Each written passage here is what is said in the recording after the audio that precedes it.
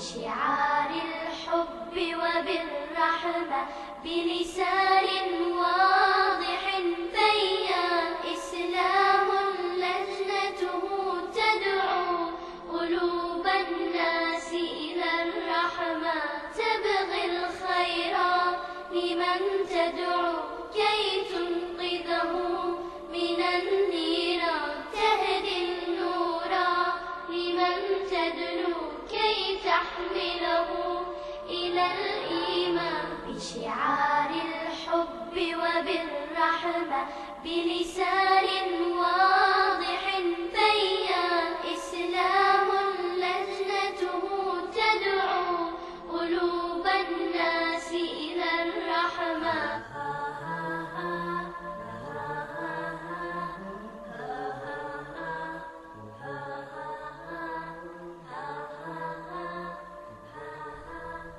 بسم الله الرحمن الرحيم. الحمد لله والصلاة والسلام على رسول الله وعلى آله وصحبه ومن اهتدى بهديه واستنى بسنته إلى يوم الدين. أما بعد، أيها الإخوة والأخوات، السلام عليكم ورحمة الله وبركاته. أهلا وسهلا بكم في حلقة جديدة من هذه الحلقات التي نهدف من ورائها أن نبين للناس عموما أهمية تبليغ دين الإسلام ونشره بين العالمين. شعارنا رحمة للعالمين، لأن الله قال عن نبيه: وما أرسلناك إلا رحمة للعالمين. اسمعوا لهذه القصة ليتعجب الإنسان ما أثر الابتسامة على البشر. ليش النبي عليه الصلاة والسلام يقول: ابتسامتك في وجه أخيك صدقة؟ وما كانت من باب فقط عبث الكلام أو زيادة في القول هكذا، لا والله، ما ينطق عن الهوى إن هو إلا وحي يوحى. اسمعوا لقصة مدير لم يكن مسلما، وهذا المدير غني، عنده ملايين، مليونير، لكنه يعيش في تعاسة. وكم من الأغنياء من يعيشون في تعاسة؟ كثر والله. كم من المليارديرية الذين يعيشون في قصور لكنها قبور، لا يشعرون بالسعادة ولا يتلذذون بها. هذا صاحب الشركة الكبيرة العظيمة هو مليونير، كان لا يشعر بالسعادة أبدا، دائما عابس، دائما غاضب. يرى أحد العاملين في المصنع في الشركة هندي من الجنسية الهندية، لكن دائما مبتسم، فقير لكنه مبتسم سعيد. أنا المليونير تعيس، وهذا الرجل الفقير سعيد مرتاح في حياته ودائما مبتسم، يعمل ويكدح ويشتغل من الصباح إلى المساء وهو مبتسم. سأله يوم من الأيام، قال: تعال معي. خاف الرجل الفقير العامل البسيط يسأله صاحب الشركة، قال: تعال أريدك في مكتبي. خاف الرجل، ربما في الأمر شيء. ادخل. دخل الرجل، قال: أريد أن أسألك سؤالا. قال: تفضل. قال: لما أنت كلما رأيتك تبتسم، دائما سعيد، دائما فرحان، وأنا صاحب الشركة كلها، المدير وصاحب الشركة، وعندي ملايين، ما أشعر بالسعادة التي تشعر بها. أخبرني عن السبب الآن. قال: تريد أن تعرف السبب؟ قال: نعم. قال: بصراحة؟ قال: نعم. قال: لأنني مسلم. قالوا: يعني شنو؟ إذا صرت مسلم أصير سعيد؟ قال: نعم، إذا كنت مسلما حقا تكون سعيدا. قال: شلون؟ قال: كل أمر المؤمن له خير.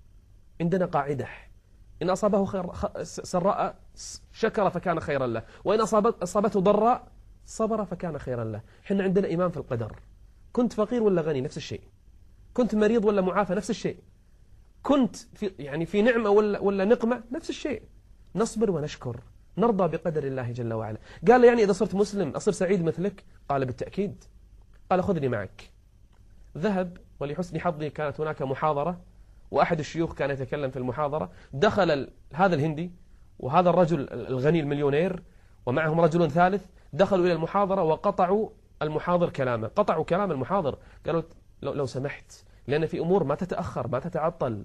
إسلام إنسان يعني يجب ألا يتعطل، ربما يموت الإنسان قبل أن يسلم. أوقفوا المحاضرة. قال: تعال، ماذا تريد؟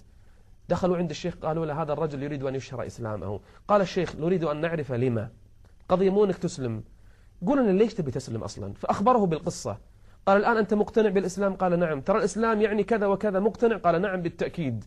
قال: إذن ردد خلفي. علمه معنى الشهادتين وأخذ يردد خلفه: أشهد أن لا إله إلا الله والناس تشهد، وأشهد أن محمدا رسول الله رسول الله، ما إن قالها ودخل في الإسلام إلا كبر الحضور وضج الناس بالتكبير والتهليل، وبكى الرجل وأجهش بالبكاء. قال له الداعية الشيخ: ليش تبكي؟ قال: دعني أبكي دعني أبكي. فلما انتهى من البكاء قال: لما بكيت؟ قال: والله شعرت بسعادة لم أشعر بها في حياتي أبدا. أفمن شرح الله صدره للإسلام. الدخول بالإسلام يعني السعادة، يعني انشراح الصدر. ابتسامة ما كلفته شيئا، أدخلت أناسا في دين الله. منهج لجنة التعريف بالإسلام: نعلم الناس أننا لا ندخل الناس في دين الله بالقوة، لا والله، لا إكراه في الدين، بأخلاقنا، بتعاملنا مع الناس، بحسننا إحساننا إلى البشر يدخل الناس في دين الله أفواجا. إنما بعثت لأتمم مكارم الأخلاق. هذا منهج لجنة التعريف بالإسلام ورسالتها التي تشاركونا بإذن الله عز وجل فيها، حتى نلقاكم إن شاء الله في حلقة مقبلة. استودعكم الله، والسلام عليكم ورحمة الله وبركاته.